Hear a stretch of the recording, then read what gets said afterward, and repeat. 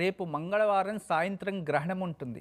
పర్టికులర్గా రేపు పౌర్ణమి గడియలు. అందువలన ఇంట్లో కాస్త కల్లుప్పు గోమూత్రం నీళ్ళల్లో వేసి ఇల్లంతా శుభ్రం చేయాలి. అలా చేయడం వల్ల ఇంట్లో స్థానబలం పెరుగుతుంది. అదే విధానంగా రేపు ఇంట్లో ఆవు పిడక లేసి కాస్త బెల్లాన్ని నూనెలో అద్ది ఆ నిప్పుపై ఆ బెల్లాన్ని వేసి ఇల్లంతా పొగపెట్టి ఇంటి బయట ఉంచాలి. తదుపరి ఇంట్లో కులదేవత ముందు దీపం వెలిగించి ఏదైనా పండు మరియు పాలు అటువంటిది నైవేద్యం పెట్టి కులదేవతని పూజించడం వలన రేపు గ్రహణానికి ముందు కులదేవతని పూజిస్తే మన కులదేవం నుంచి ఏదైనా శాపాలు లేదా ఏదైనా మొక్కులు కోరికలు ఉండి మర్చిపోయి ఉంటే దానికి విముక్తి లభిస్తుంది.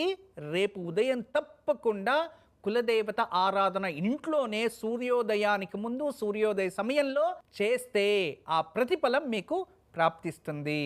గురుజీ, ఇక ఈరోజు యోగక్షేమంలో ఏం తెలియజేయబోతున్నారు?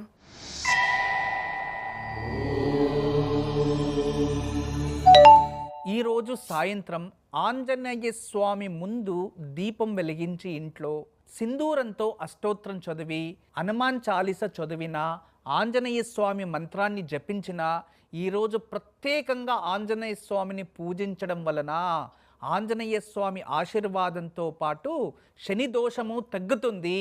మీపై ఏదైనా దుష్టశక్తి దుష్టగ్రహాల ప్రభావం ఉంటే దాని నుంచి విముక్తి లభిస్తుంది.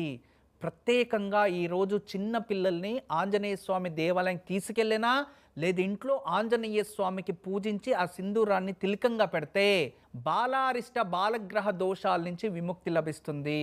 ఈరోజు సాయంత్రం ఆంజనేయ స్వామివారి దేవాలయానికి వెళ్లి దర్శించుకుంటే శని దోష ప్రభావం తగ్గుతుంది. లేదా ఇంట్లోనే స్వామివారి ముందు దీపారాధన చేసి ఆంజనేయ అష్టకం హనుమాన్ చాలీసాని పఠించి సింధూరార్చన చేసిన సత్ఫలితం కలుగుతుంది. ఇలా ఆచరించడం వల్ల దుష్ట శక్తుల నుండి రక్షణ కలుగుతుంది. పిల్లలకు బాలారిష్ట దోషాలు తగ్గేందుకు ఆంజనేయ స్వామివారి దర్శనం చేయించాలి.